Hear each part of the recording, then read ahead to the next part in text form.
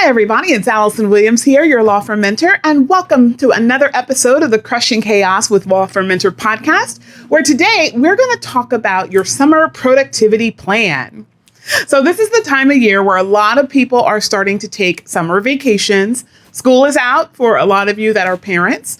And for a lot of people, the warm months are the time of the year where they like to get away. They like to lawyer at the beach. They like to do a lot of things that will support overall mental health, but of course, rejuvenation so that they can be their best selves. So of course, we want to make sure that you are planning your law firm in a way that allows you to be able to not just take time off and to have your teams take time off, but to do that in a way that does not tank your profits. So I want to give you 3 strategies today as to how you can do that, how you can plan for a successful summer, knowing that you're going to meet your numbers, knowing that you're going to hit your targets, but also making sure that you are ahead of the curve for the fall ahead.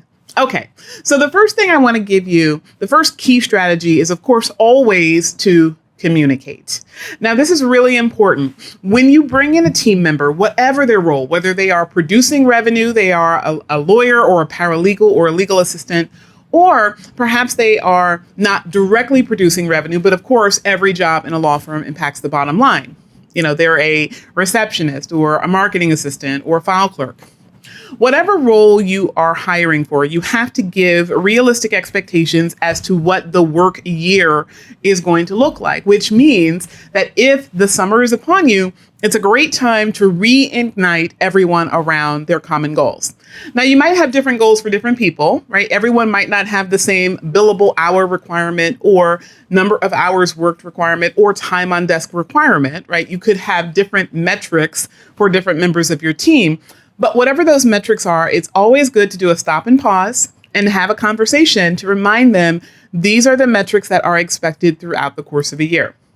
Now, for most law firm owners, that metric is static throughout the course of a year. So in other words, if you require 1,600 billable hours over the course of a year, you're going to break that down in even segments over each month. And you're going to say, this is the amount that you're required to bill each month in order to hit your target of 1,600 for the year. But what I want you to think about when you are communicating to your team is not just to say the requirement is what it is, period, but to remind them that there are strategies that they can use in order to accommodate those productivity requirements at different stages of the year.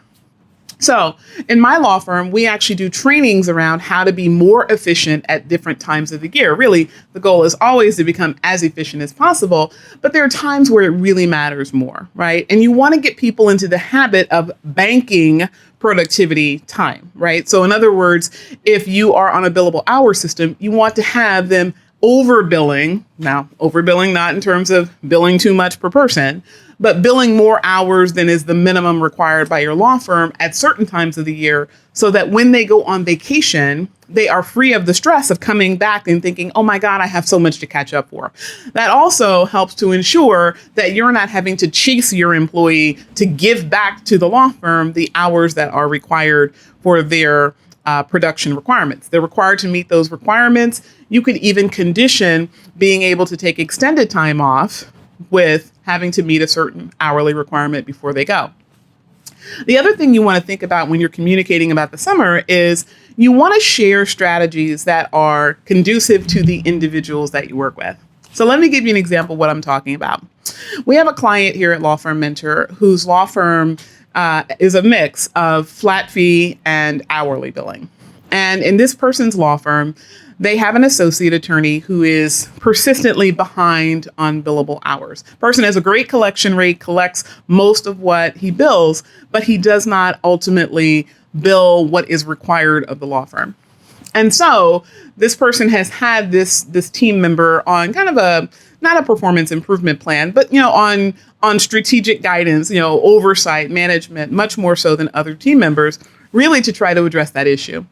Well, as the summer is coming up, of course, this person, this team member is a family man, and he wants to go away with his family. And so what this particular client of ours is doing is really structuring how he can do that in a way that helps him to not only chip away at the hours that will be lost when he is out of the office, but it also teaches him strategies that will help him throughout the other time of the year. So what we like to call this is kind of the expand and contract, right? You want to teach your team members how to expand and contract their productivity time so that when things are super, super busy, when they're trying cases, when they are taking in a lot of new clients, when perhaps there's a surge of activity, maybe you have a lot of settlement conferences, or maybe you have a lot of documents due, you have extra productivity in the bank. So that at other times when things might be a little bit slower, or simply you elect to take time off, you can do that again without that added stress. And so you can use a development area for a team member that really needs some extra help meeting their productivity requirements. You can use that as a way to ultimately aid that person in getting not just their hours met to go on vacation, but generally keeping ahead of what is required. Okay, so again, strategy number 1 is to communicate with your team about what's expected. Strategy number 2 is one that I think a lot of us don't often want to do because we see that as an element of failure. But I want to give this to you as something you should seriously consider as a part of your success plan.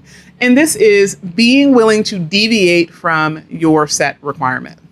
Now, I'm a big stickler for enforcement. I believe that when two people, employer and employee, boss, team member, lawyer to lawyer, lawyer to paralegal, whomever the two people are, enter into an agreement, that agreement has expectations. An employee has an expectation of what they will be paid and when. An employer has an expectation of what they can expect in terms of productivity. And I think that as long as both parties go in with that expectation, those expectations should be honored. But what I do think is pertinent for you to consider is that in these times in particular, having the ability to flex, not flex as in I'll let you just not meet your requirement, but flex as in I'm willing to alter the requirement in a way that makes it easier for you, makes it better for you, makes it more enjoyable for you. Those types of deviations are really going to make you stand out as an employer and make it easier for you to retain as well as secure top talent in this marketplace. So what do I mean by being willing to deviate? Well, as I said before, there are times where you're probably going to have an annual requirement, divide by 12 and say this is what the monthly requirement is. But what about doing something different? What about saying we have a certain requirement for certain times of the year based on what the workflow is, and then we have other requirements for different times of the year?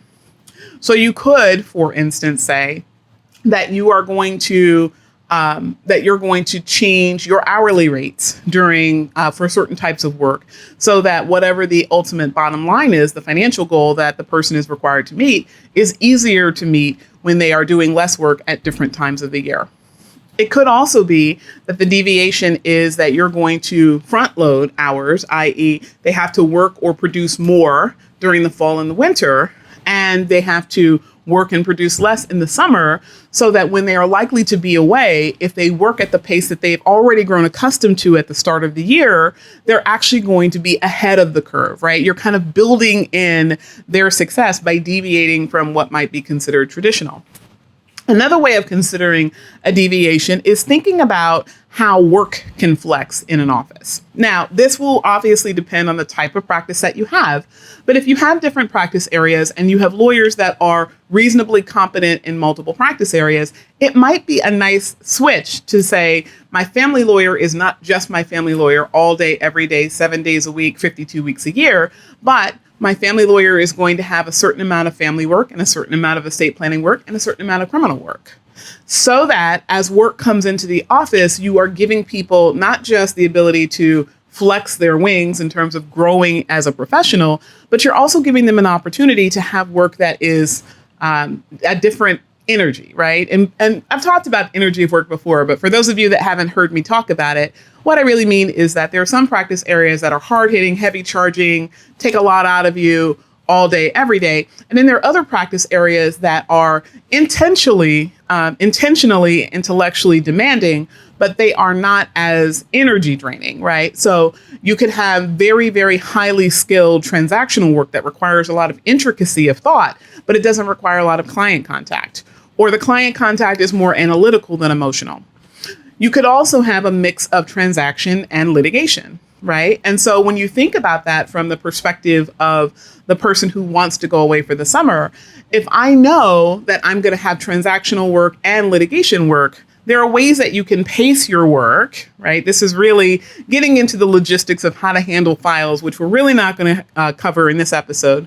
But I might actually bring in some lawyers to kind of talk about the different ways that you handle different types of practice area matters, so that for those of you that want to break into other practice areas, you have that as an option. But really what the goal is thinking about how you can stratify the work so that you are deviating from just the set hammer nail relationship that a lawyer has with their work to giving them a little bit more flexibility so that the types of work that they handle fit more into the type of lifestyle that they want to have, i.e. the ability to take time off and extended time off if they want in the summer. Okay, third and final. Now, this is the one that always causes some issues. So I'm going to give it to you and let you kind of take in a deep breath, and then we're going to talk about it. Okay, so it really is that you have to plan around the productivity, okay? Now, what I mean by that, strategy number 3, plan around the productivity, is that you want to go into your summer, right? Your summer months, your time off time period. You want to go into this with an expectation of what's required, but you want to plan around what is likely to happen, right? So in other words, this requires that you know what is the ebb and flow of your work, right? What are the trends in terms of how much volume of work you're going to bring in at different times of the year? We, of course, know that those numbers can change and shift as you are growing a law firm, right? So as you are intentional about bringing in more work, your busy season might actually be what was previously your slow season, right? So you have to always keep that in mind. But when you think about where work is coming in and when you are going to be at your most busy, that might be at a time where people really want to go on vacation. So how do you accommodate that? Well, what you have to do is you have to plan for staggering of time that people are going to be taking time out of the office so that sometimes we are hard hitting, heavy charging, working hard, and other times we are off and we are truly off. Now, what I mean by that is I'm a big proponent of allowing people to take vacation and encouraging them to do so without interruption from an office. I absolutely hated when I was an associate attorney and I went away on vacation. I remember it took me a long, long time to feel secure enough at my employer that I felt like I could take time off and not be looked at as slacking, right? Now, a lot of that was the stuff in my own head. People took vacation at my law firm all the time, but I always felt a little insecure, right? So I wanted to make sure I was always there and the team saw me. And when I finally did schedule vacation, unfortunately, my uncle had COPD. He collapsed and we had to deal with his urgent medical situation. So I still took vacation, but it wasn't truly a vacation. It was going to my uncle's home, preparing him to go into hospice care and ultimately preparing for what would be his demise. And I remember going to Florida, that's where I'm from, and being with my family and getting calls from one of the attorneys in my office that was covering my load. And she told me, okay, so, a new attorney has come into the case on the other side and they're requesting an adjournment. What's your position? And my immediate thought was to say something that wasn't so kind. And, I didn't. I said, well, I'm sure with your however many years of experience, you're more than capable of making the call. You can decide whatever you need to on the case, as we've discussed. And she said, I know, but out of respect for you, I really wanted to get your position on this. I can call the client, I can do this, I can do that. And it turned into a big discussion. This was probably 15 minutes of my life that I really did not need to have. Now, I don't say that to impugn the person, right? The person had a style of work.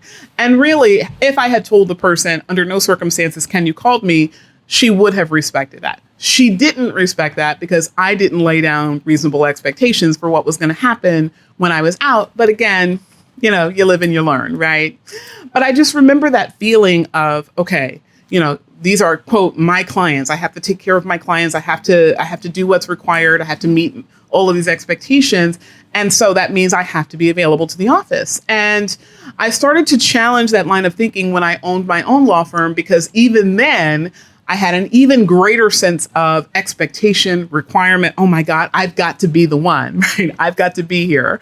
I've got to be the person that they call, or else they're going to go somewhere else to get their needs met, which means they'll fire me.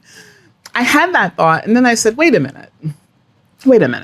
I am the professional here, right? Just as I tell my clients when they're allowed to call me versus email me versus put something in their client portal, when they can expect to receive things from me, when I'm going to need things from them, I manage the relationship for their ultimate success. Similarly, managing their access to me so that I can be my freshest, my best, my most available to them as possible when they truly do need me.